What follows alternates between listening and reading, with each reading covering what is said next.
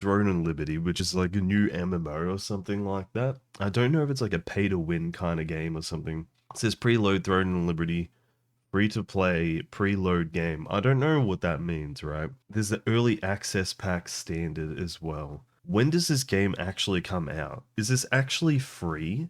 What's the go with this?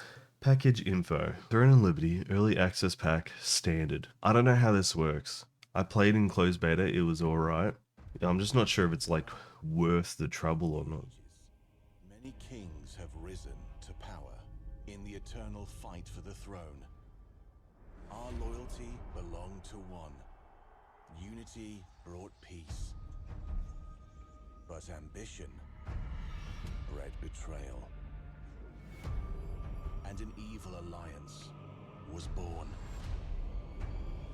Then chaos descended without warning. That's me. By the way, that will be me. Big fuck off, 9 foot tall giant with overly edgy plate armor. Yeah, that's me. Chaos descended without warning.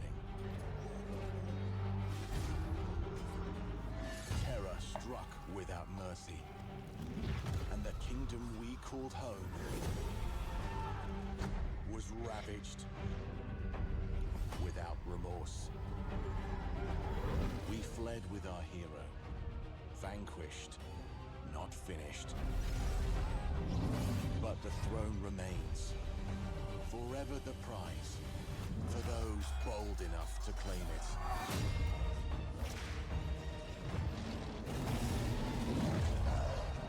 Looks pretty cool.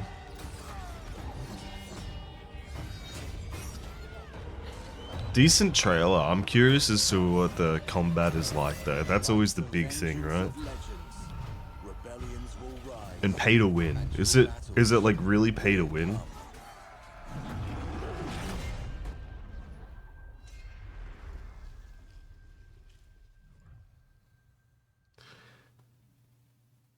I think the game releases on the 2nd and it's free to play. Oh, so what's the date now? It's the 28th. So it releases on the 2nd. It releases on Wednesday next week. October 1st. 2nd probably Australia time.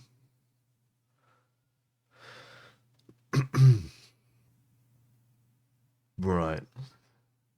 So it's either you can wait until Wednesday next week or you can pay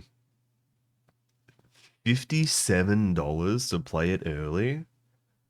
Are you kidding me?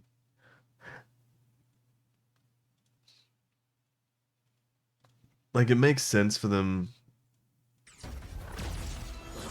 money-wise, but geez, I don't know, man. I hate this new meta video games. Where you have to, like, you don't pay to play it early. You pay so you don't play it late. Fucking awful. I hate it so much.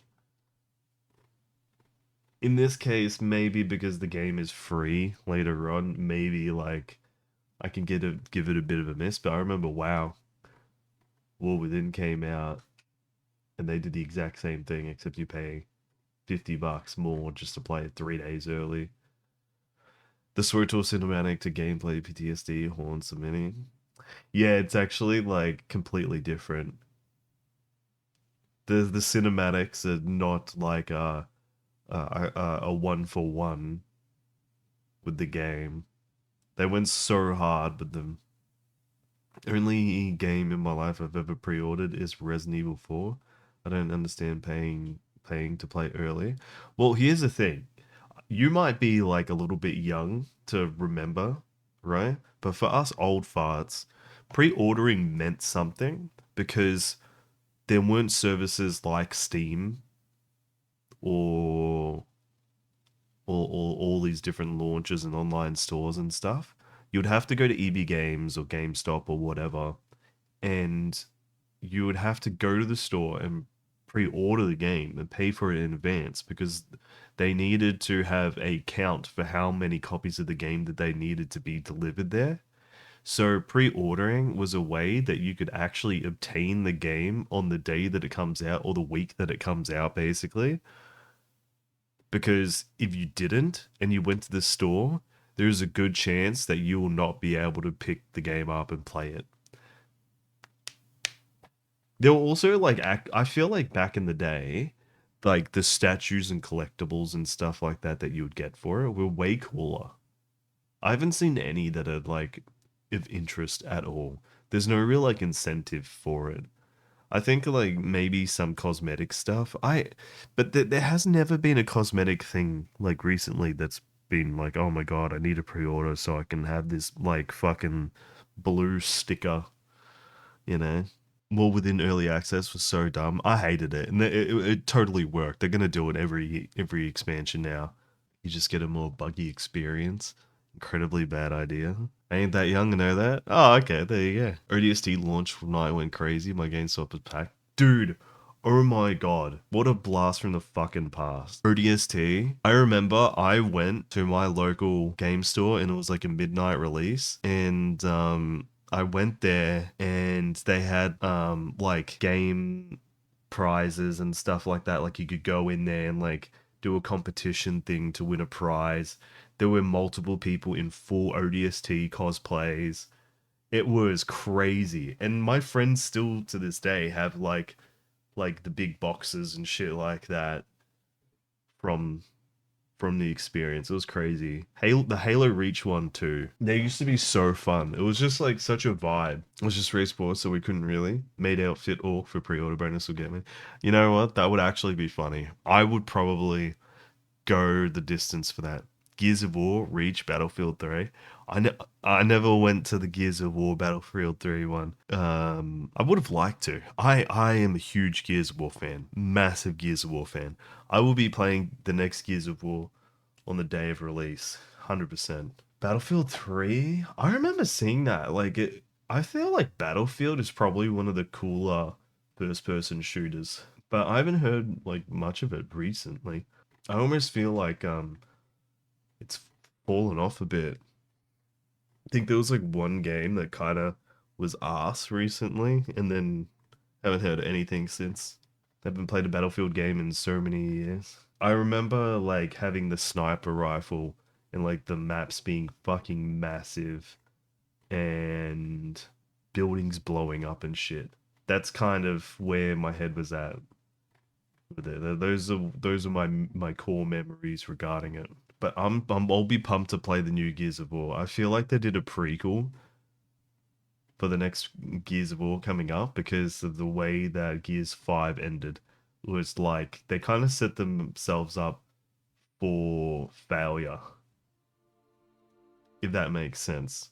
Because you had like this personalized choice option of like who you can save in this situation, but like how would your decision carry on to the next game and like all the games that would follow beyond that, because one character would be dead.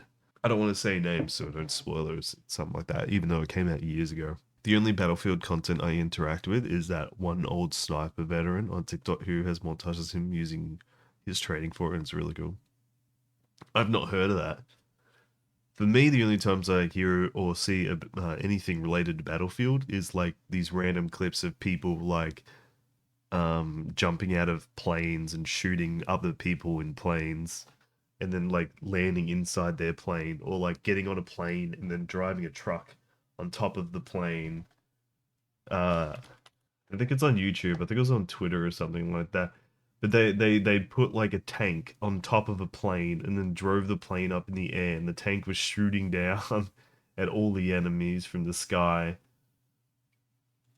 So stupid, but so good.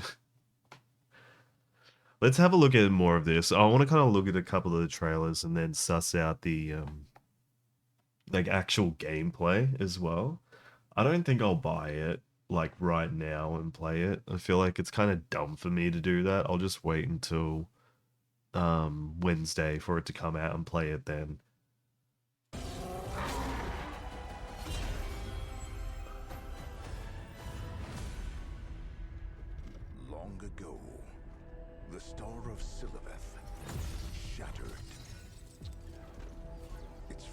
He looks spread cool. across the land,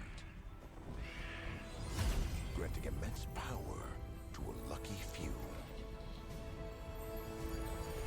But where there is light, there is also darkness. Oh wow, no shit. Malevolent forces have arisen, seeking to claim the power of the stars for themselves.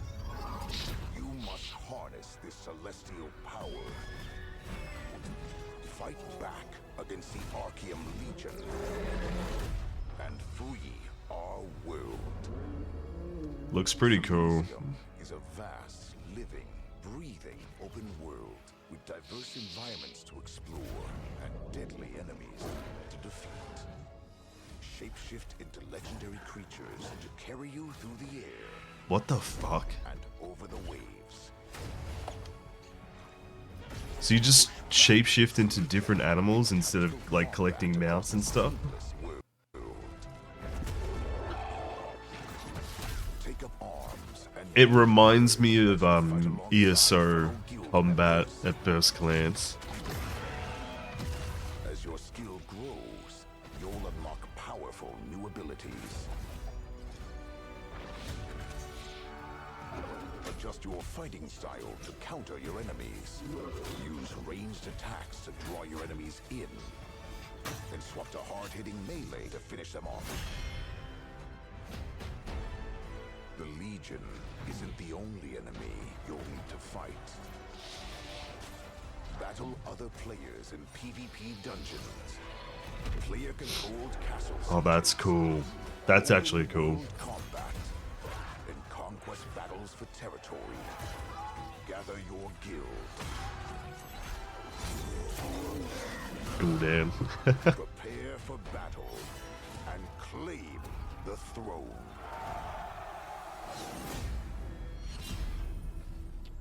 Cool. It looks interesting enough.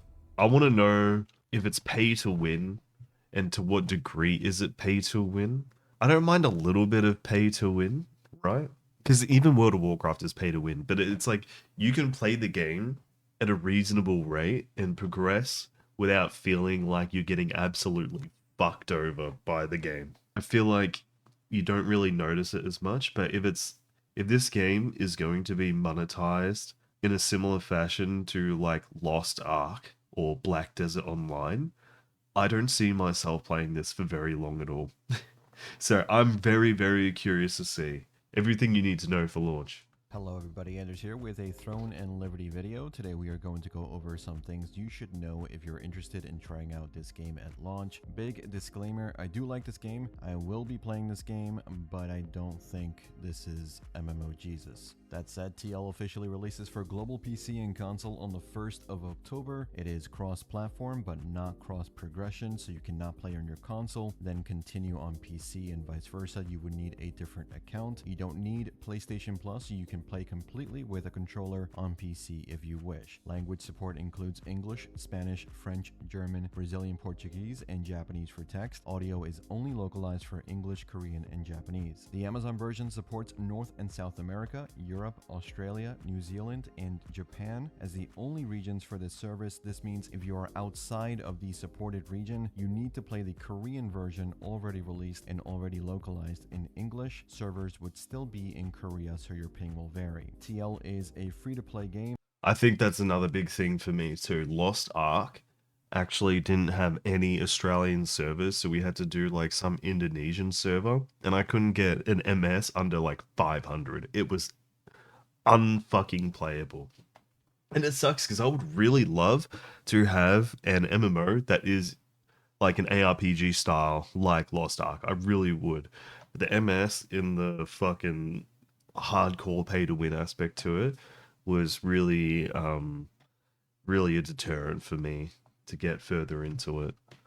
However, if you The want bots to play too. early, there is a 5-day head start starting today, for which you would need to buy an early access pack. There's 3 of these to choose from, with the base package going for $40 and up to $100 for the highest tier. If we break down the tiers, they all give the same amount of early access time, but the higher cost bundles offer additional rewards like skins and premium currency. These particular skins may or may not be sold in the future. There has been no direct confirmation as to either, as far as I know. So if you do like them, choose the tier that correlates to that skin. For example, if you like the Shadow Knight outfit, you would want to buy the deluxe tier. If you like the Radiant Spirit outfit, you would need to buy the ultimate tier. The higher tiers still give you all of the perks and skins from the lower tiers, so keep that in mind. Personally, Dude, I don't understand the appeal of skins in this anymore, where it's like, okay, like maybe it was a really funny one or something like that, I would be more interested, like a maid outfit. That would be funny, right? I could wear that on my big barbarian. But like looking at these, right? Like it's a pretty, like it does look cool, but if I see anyone in the game wearing any of this stuff, I just think like you just bought it. You know, you just got cucked out of fucking $60, right? That's how I see it. Like I no longer see the appeal in buying outfits like this in game. I just don't. I like, if this was like a, okay, you're level 100, killed 10,000 enemies or something like that, I'd be like, wow, that took a lot of effort. I can work towards that. I hope they'll get that armor one day. It looks cool. They played a lot or whatever. They're strong. They know what they're doing, kind of deal, right? There's kind of like a thing that goes with it there. The only exception that I think I have, which um, I think the Final Fantasy community is happy with, is 14, where they have cosmetics in the game and stuff, but that you can purchase with real money, but they're kind of like add-ons where like they're casual clothes and stuff like that. Like say like you want like a top hat or whatever, they'll have that there for like RP kind of side of things and whatnot, but not like super crazy epic looking armor and stuff like that, which you would think would drop from some crazy raid boss. outfit, you would need to buy the ultimate. I don't like any of these skins. They don't look that great to me. There are some nice skins that I've seen come out in Korea that I'll be saving my money for, and I'll show you some of these in the background here as we talk about the premium currency you get from some of these deluxe and ultimate tiers. The premium currency in this game is called Lucent. Lucent can be obtained by selling certain items in game through the auction house or buying it with real money. The auction house is going to be strictly Lucent only. In a way, this allows you to sell the items you grind for and acquire Lucent that way without spending money, but this also means someone with money in real life can buy items they need instead of grinding and saving. I gotta say, the models do look really good. Like the armor and shit like that, and the characters, they actually look really cool. Lucent. As of the making of this Very video, like Amazon modern Game and up to Studios date. has not shown the rates of dollars or euros to Lucent. We'll know the exact rates later today. If you want, we can compare them to the rates from Korea so you can see how the global launch Lucent real money conversions compared to Korea. The reality of Lucent and the auction house in Throne and Liberty really boils down to a simple truth. Acquiring gear in this game is actually not that hard. For most of the gear you're going to want, some pieces will take some time, but outside of the Arc Boss items, most gear is attainable without spending money. Trading your gear, however, Oh, good. which is adding additional stat effects, is really where you will see a difference between someone who pays to win and someone who doesn't. If you want to spend as little as possible, your progression will be slower, but it won't necessarily affect your ability to play the game like everyone else. The last thing I want to mention about Lucent and how it interacts with the game is that the gear available for someone willing to pay to win is always going to be limited. These like massive PvP battles look so fucking sick. With the golems and being able to jump on top of them. Fucking awesome.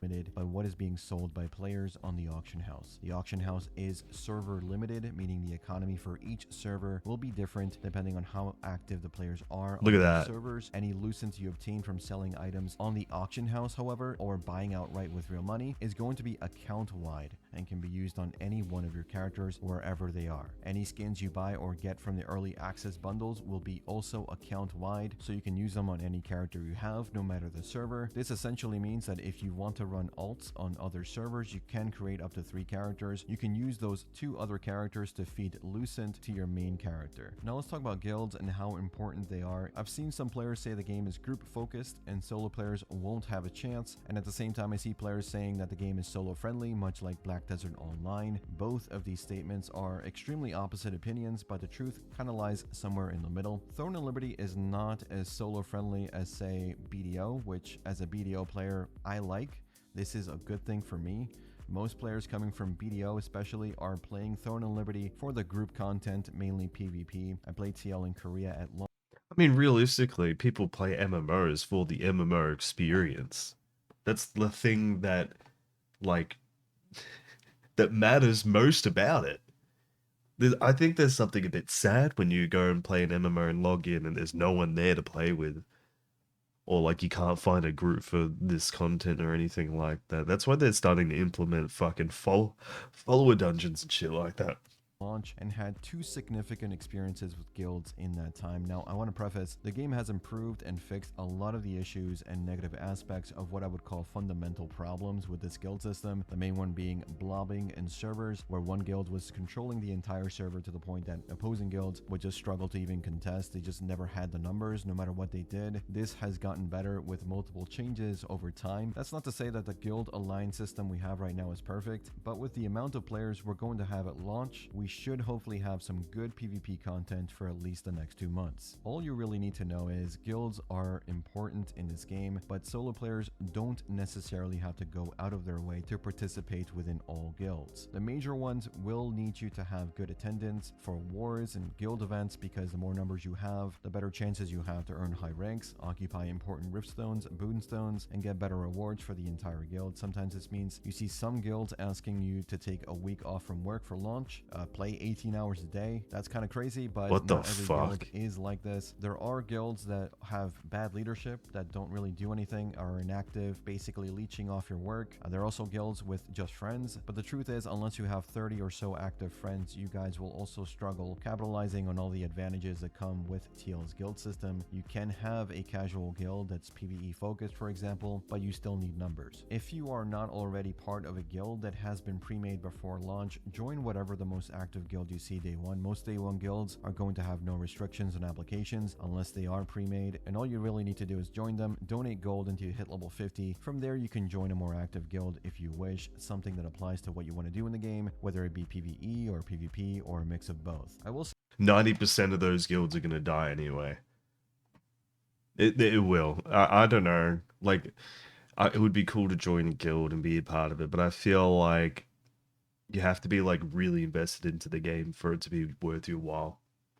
say this, one of the more jarring mechanics I think casual players will run into is the guild loot distribution system. So if you go to a field boss like Mordecai, as an example, you defeat him, you see you get epic loot, you're excited. Well, depending on the guild loot distribution, that epic loot may not be yours after all. Guild leaders have a lot of power in this game, and as a guild leader, you can choose to make it so that any epic loot that drops from bosses from any member in your guild goes directly to the guild storage for you to hand out at your whim. You can also make it so that anyone who drops this epic loot has 5 minutes to claim it before it goes into that guild storage. And then of course there's an option as well to make it so that every guild member keeps their own loot no matter what they get from bosses.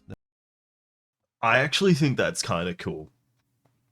I think it's actually kind of cool that having that sort of like interaction. I remember with like Master Loot and stuff like that with World of Warcraft, like guilds would be able to like dictate who gets what piece of gear depending on how much effort they put in, and like what's BIS, you know, for what class and whatnot. Even with like getting like tier set bonus and stuff like that as well. I don't know. Like it's a double-edged sword, right? Because like some people could be favored. There are people that don't have as much time to play the game, and then they'll never end up getting any gear because they're not able to be fucking hardcore sweaty neckbeards upon it.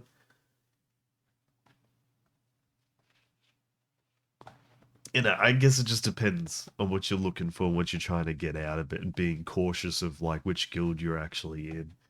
Depending on how hardcore your guild is, you do want some control of who gets what gear, so you make sure your strong players are getting what they need. The problem is, as with all games like this, drama inevitably occurs, and then the player that was getting all the gear from the loot council, well, they decide to join the rival guild because they had a minor disagreement with someone in your guild. This actually happened in my KR guild 1 month after launch. But that's how it goes. I think that's completely fine when these things happen. I just don't think casual players will be aware enough that guild loot works that way, and if they join any random guild, the game doesn't do a great job explaining something that I think is very important for your progression. Let's briefly talk about the endgame loop. Global is going to be dripped content for the next few months. We will not have tier 2 gear until next year. Tier 2 dungeons are supposedly coming this December, but most of the content will have an accelerated. Oh yeah, right. So the game is already out in fucking Korea, right? Which is the same as Lost Ark. So the rate at which content is going to be handed to the player base for the rest of the world, it's already going to be there. Like, we don't have to wait like an extensive amount of time or anything. We just get it. That's going to be sick.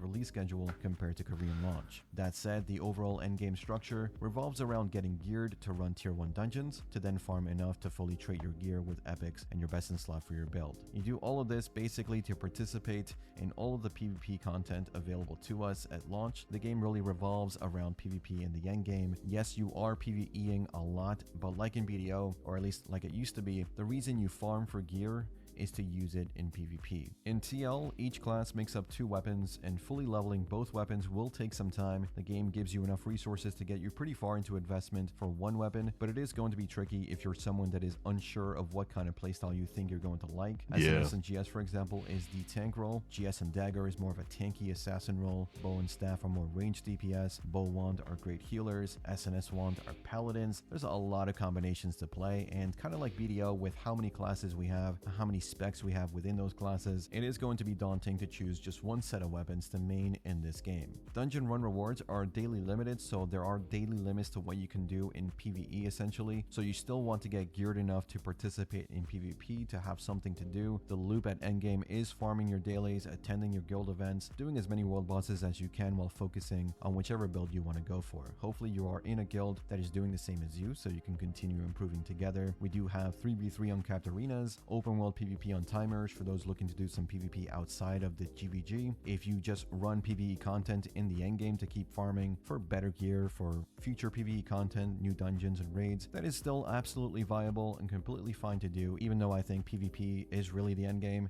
it still is kind of optional if you really don't want to do it. There is no open world PvP in the sense that no one can just flag up and attack you, though in the future they will add zones that are PvP active 24/7. Field bosses and events do have conflict or PvP active versions that appear, but you can choose not to go to those if you really don't want to engage, and it seems like the developers are moving towards adding more PvE endgame content for those that want it. All that said, there is really no reason not to join an active guild and participate in conflict, world bosses, riftstones, sieges. The content for group PvP in this game is really the reason I think many of us are going to be playing, and I think even if you're a casual player or don't like... I don't see a world where people are going to be able to fight to this degree and not be an absolute fucking lag fest where you can't see anything.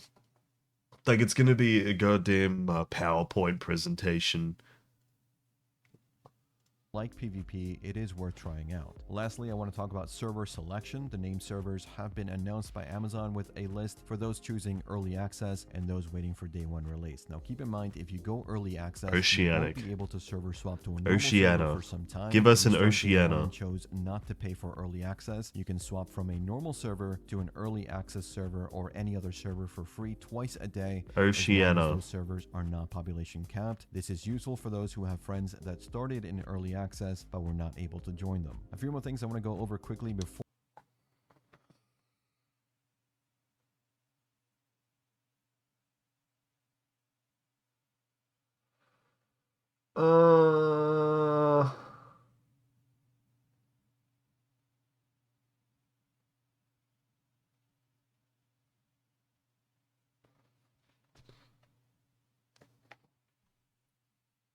Is it really no...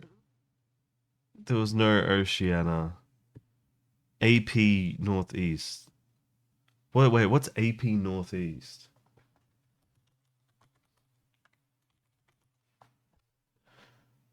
Uh,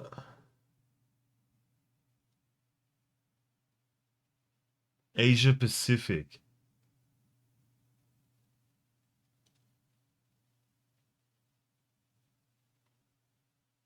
Asia Pacific Northeast. Asia Pacific Southeast. I think Asia Pacific is going to be the one that I have to join.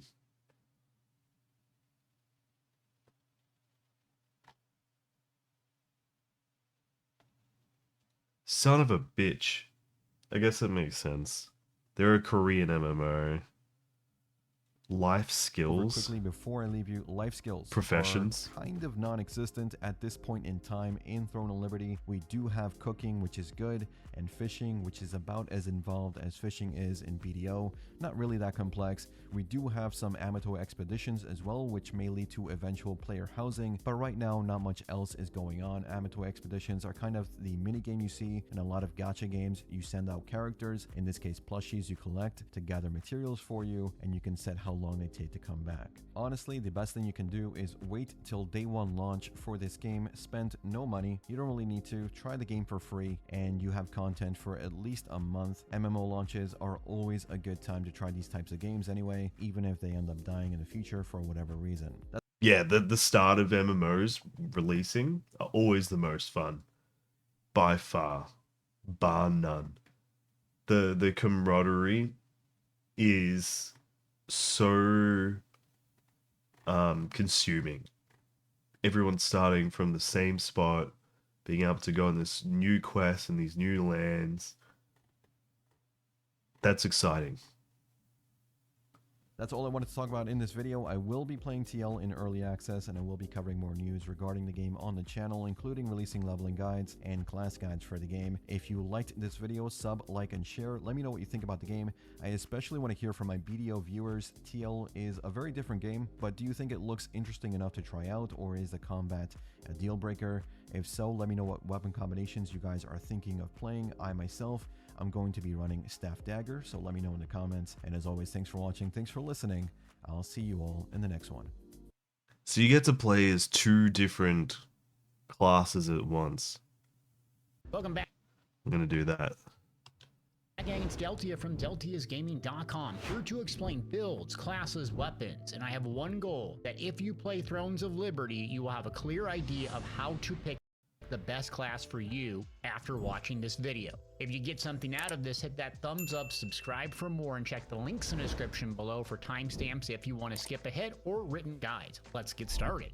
Thrones and Liberty. It's an MMORPG developed by NCSoft and published by Amazon Games. The full version of Thrones and Liberty launched in Korea in 2023, while the Western version is set to launch October of 2024. If you're like me, you have played both on the Korean server and also in closed and open beta, so we have a great idea of what's going to be coming in this game, how it plays, the skills, and everything involved. The game is an MMO and it's going to feature the usual suspects. So it's going to have the role system of tanks, healers, DPS. It's going to have a lot of content, so PvE and PvP in a robust and important guild system. A lot of what this reminds me of is New World in terms of how the weapons and classes work, along with the guild system and the importance of the guild. Now, combat in Thrones of Liberty is a little bit different. It's either action-oriented or a classic point-and-click tab target kind of setup. The difference is you can actually swap in between those with the click of a button, so it's nice depending on if you're used to World of Warcraft or more of an action-oriented type MMORPG. That's the pretty game cool. also has a global cooldown system of around 1 second, so players are going to rotate through abilities and skills, and it seems pretty snappy and quick. So overall, it's going to blend in kind of New World experience along with some other traditional MMOs in kind of a different, new, unique setting. Beautiful visuals.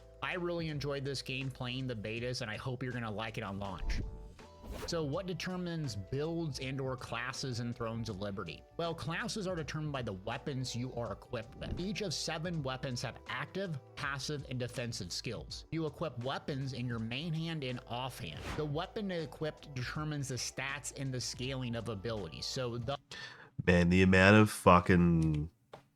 Look at all this shit. Look at all the things you need to take into consideration. I guess this isn't really like too crazy, like when you think about World of Warcraft that have been dealing with for fucking forever, but for some reason having multiple like system screens in one is overwhelming. Another free MMO for me to play for 1 week with buddies and then never play again. This is just reminding me of Lost Ark in the fact that it was on Asian servers beforehand and is releasing free. Yeah, I'm getting the same vibe, man. I you know, if I can play a game like this for a week for free, I think that's a win. You know, like, that is a win. Any time spent playing a game, if it's a little bit of fun and it's free, if it's shit after a while, who cares? So that's why I'm very intrigued by it, more so. Offhand. The weapon equipped determines the stats and the scaling of abilities, so thus the main hand is very important and different than the offhand. Additionally, you have other skills like guardian equipment skills, transcendent skills, and these are unlocked as you progress later in the game. You can also upgrade skills through growth stones to increase their effectiveness and get extra bonuses. So with 7 weapon choices, you can change your main hand and offhand weapons anytime and test new combinations. You're not punished. A weapon's skill synergizes with your offhand weapon, specifically active and passive abilities and gear. This is what makes your build strong. Your playstyle, your weapon choice, your offhand, and your passives. PvE and PvP content also determines your weapon's effectiveness and general usage. So a greatsword might perform very unique in PvP due to its crowd control, but it might lack a little bit of single target in a dungeon PvE encounter. Your skill bar has a limit of 12 skills, so you're going to have to make specific selections and are limited on your main hand and offhand skills. You can bar swap at any time, and this will change your light and heavy attack, which we'll break down a little bit later. So let's talk about the weapons and kind of break them down, what you can expect for them. So weapons, like I said, are going to determine essentially your class, not something in character creator. So players can select 2 of up to 7 different weapon types, with 10 active skills to pick from and 7 passives and 1 defensive skill. So your skill bar is going to have a total of 12 skills, and you can grab skills from either weapon that you have equipped, main or offhand. This also applies to your passive skills. So you're going to have 8 slots available at max level, and you can pick between those passives from either weapon. Same with the defensive skill. You're going to get 1 per weapon choice, and so you're going to slot that depending on what weapon you have. So that's kind of unique that you can slot essentially 1 weapon skill from your main hand and slot 11 from your offhand. Obviously, that's probably not how it's going to be, but you're going to blend in skills based on what's most effective, and your main hand choice is going to be made off the passives and active skills that you want the most, and your offhand is going to be used to supplement those passive weaknesses and active weaknesses bonus. Another thing that's kind of confusing about this game when I started Super playing confusing was all to weapon me. skills use mana as their resource to cast skills essentially. So unlike other MMORPGs, mana isn't limited to like spellcasters. So you're going to want to continually have enough mana regeneration and max mana to cast skills between light and heavy attacks. Light and heavy attacks are essentially ways to do auto attacks, like failware attacks to do some damage. But with light attack, it's just a global cooldown, so that keeps your time on target up. And a heavy attack takes a little bit more time, but it usually has an extra effect with it. For like a staff weapon, for instance, a heavy attack can trigger the burning status effect, which is useful to proc other combos. So what I want you to understand is light and heavy attacks are more important on like great swords and staffs, where spell casting and constantly having skills and mana uptime is going to be important for tomes or something that's relying on just casting skills all the time. Now let's break down every weapon as far as I've seen and played and experienced it, so you can make a good. You know what? From the very limited amount that I've seen of Guild Wars, you're right. It actually really does remind me of Guild Wars. Choice along with offhand combinations. Crossbow is up first, so it's an excellent choice for players Not gonna who play like this. range and also mobility. It's unique because it has on-demand mobility, and you can break free from like immobilizations. It also has really good single target and debuffs, and you can restore mana on Rising? demand with a Never little bit of seen HP. that. So the crossbow It's a in your vampire main one, hand though. is good for single target damage, but it's really good as an offhand weapon just because of that mobility. It's just useful to dodge and get away from enemies on every single build. build. I love this weapon when I played, and I love burning down targets, single target, and being able I to could see it type as an keep my offhand space. weapon, So yeah. the downsides really of the crossbow is it's going to have lower survivability, so you're not going to have like a lot of crazy defensives and or healing. The AoE is going to be pretty weak. The skills that have AoE are just not there in comparison to other weapons, and it's going to lack healing. So the longbow, which rivals the crossbow in range damage, actually can heal itself and other players. So you're going to want to select a crossbow for single target damage and mobility, especially if you're leveling and just want to zoom around the map quickly. This is helpful. The best offhand weapon combinations are probably the crossbow dagger with the wand and or a longbow. So pairing the crossbow with a dagger offers good, strong, close range damage, allowing you to weaken enemies on the battlefield and also use stealth. You're going to hear dagger and crossbow recommended a lot because these two weapons, it can be used on any other combination, and they're really good go-tos if you don't know what to pick. Longbow gives you a full single target melt setup, but you're not going to have the AoE, while the wand is going to be useful for healing and increased survivability. Next up is daggers, and one of the also jack of all trades. This was reworked a lot since the early days in closed and open We're gonna go to what matters, alright? greatsword, and this is one of my favorite. It's awesome because it plays like the meathead warrior. Rambo in with the gap closer, start spinning and winning, doing huge AoE and crowd control. This is one of the best AoE weapons in the game. Also has crowd control, and you feel really tanky playing it. So unlike other melee builds, you have some defensive skills, so you don't feel as squishy playing up close and personal like the dagger. And you can stack a lot of max health, and so you're not going to be nearly as squishy, and the AoE damage is really nice when you're leveling because you can just clear waves of mobs and power level and get through those levels quick. It's just versatile, and versatility extends beyond PvE to PvP as well, because those crowd controls, the high survivability, and AoE fits a bunch of different content types. So again, it's great with AoE damage, high survivability, and versatile. Some of the downsides are you're going to be in melee range, so some people are going to struggle with mechanics and looking at red circles on the ground. You know who you are, not saying I've ever done that. Single target, you're going to need to pair an offhand weapon to make sure that you have some good single target to offset the massive AoE setup, and you're not going to have range. So the dagger has some like daggers that it can throw and a little bit of range. You're going to really have to close the gap in order to keep high time on target. Either use a gap closer skill or be really cognizant of where you're moving. So players, if you want to play a greatsword, this is the typical meathead kind of character that I always play. Charge in, spin to win, nuking tons of mobs. You're going to love this character. Best combinations, I'd go with the greatsword and sword and shield. If you love survivability, and dagger is really good because you pair melee damage with heavy AoE and single target. Greatsword and crossbow if you want a little bit more mobility on your offhand weapon. Next up is one of my favorite, second favorite maybe? I'm saying that a lot. Longbow. The longbow is a I'll probably go like great sword and crossbow, or sword and shield potentially. I'm gonna go to the staff because I am curious. Like, there's a part of me that's like, oh, I want to play something a little bit different for a different MMO experience. And after like 15 years playing WoW, finally playing Mage for something different, right? But then when the new MMO comes out, I'm like, oh, cool, now I can be a big tough guy again. I'll still suss out what the mage is like though. staff. So the staff is basically big, massive AoE damage, your typical mage and wizard. And using the staff is really skill dependent, so it's going to be max mana and mana regeneration heavy, and it has long cooldowns. The staff has these crazy flashy graphics, and you're just melting waves of mobs, and arguably the most powerful AoE in the game, plus it's at range. You're going to lack the single target damage, and a lot of the staff revolves around elemental debuffs. So in order to make the skills work properly, you're going to have to like set them wet. You're going to have to burn them first.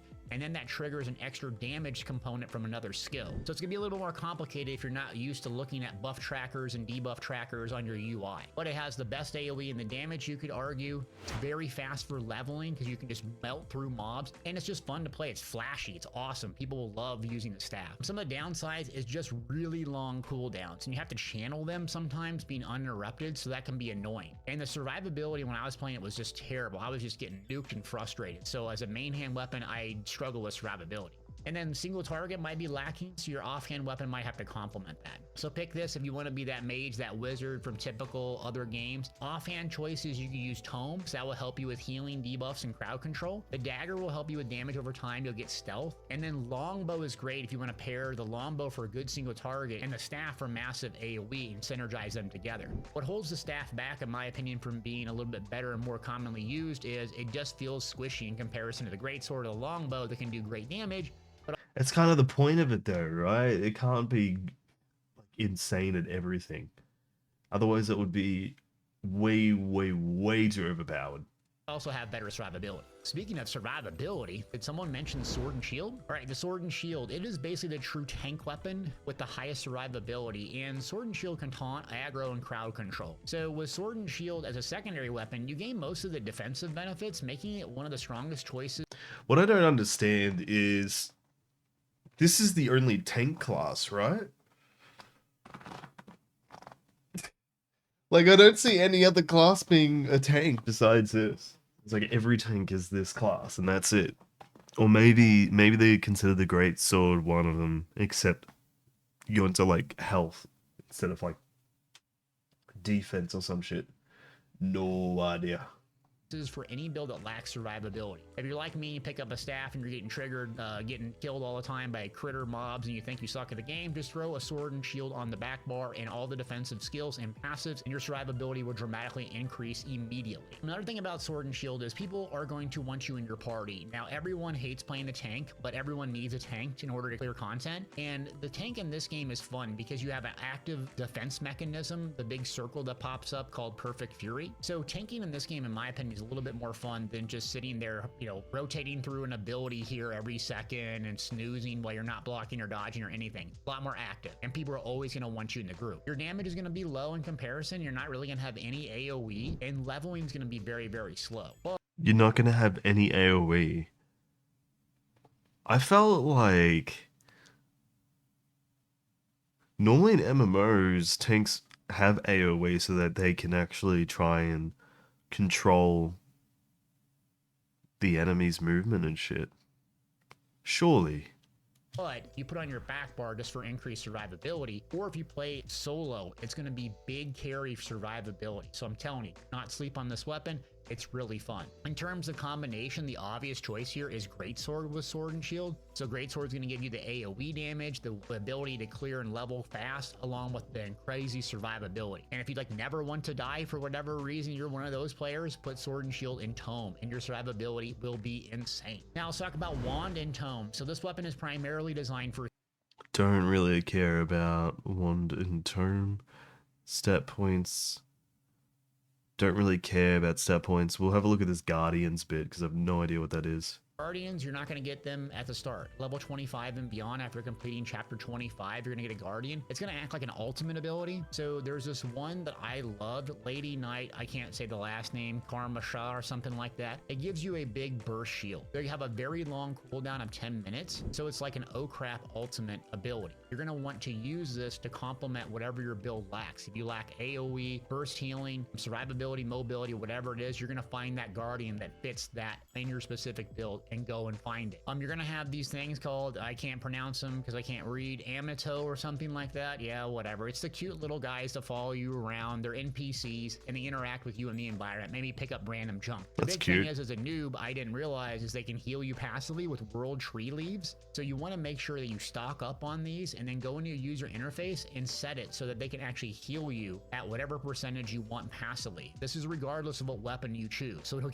increase your survivability dramatically, and then just wondering how the heck do you heal in this game. Speaking of that, there's another item that you're going to want to have. It's called Stellarite, probably pronounced right because, you know, why not? Adds 10% weapon damage to every attack consumed. So stock up on these before you venture out or you're about to do a boss fight. They add dramatic amount of damage. We have talked about World Tree Leaf, but recovery crystals. These are like your potion with a 1 minute cooldown. And then you also have food and remedies. So food are your 60 to 90 minute buffs, while remedies are like a burst window of 15 seconds with a 2 minute cooldown. Almost every MMO player is going to be used to these trinkets, but these make a huge difference while you're leveling and starting off, especially survivability and damage. Just having these and picking them up after quests or going to the merchants, just getting the basic ones, big difference in your survivability and your build's performance. I'm just such a stubborn arsehole when it comes to these sorts of things. I literally never fucking ever use them. I always forget they're there and I just don't fucking use it. This game looks like it's going to be a lot of fun to play. Same, yeah. I just want to kill shit. And I'll only use items if like I'm getting to a stage where I feel like I'm desperate and I need to.